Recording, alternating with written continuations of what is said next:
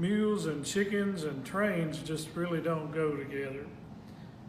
My name is Dale Welch. I'm the Putnam County historian, and I volunteer at the Monterey Depot Museum.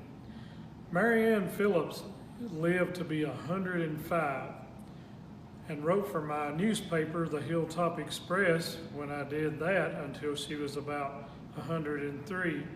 She was always a little bitty woman, but she said that when she was a little girl, she conned her daddy into riding his mule and was riding along and heard the steam engine coming. Just as soon as it got even with him, she said that old mule turned around and started chasing the train.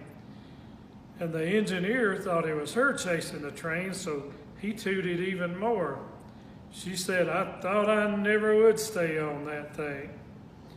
And she said when she heard it coming back, she jumped off that old mule and tied him to a tree.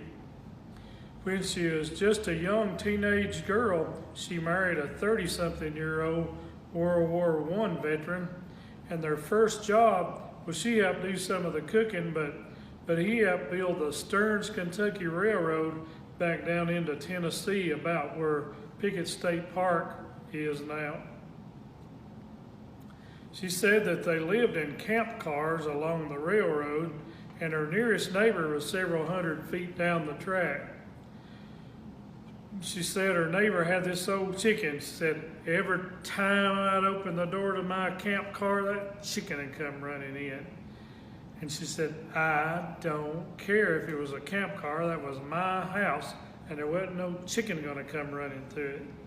So one day she opens the door, the chicken runs through, she flies mad and has chicken and dumplings that day, she said. And to cover up the evidence, she burnt the feathers and the bones up in the fire.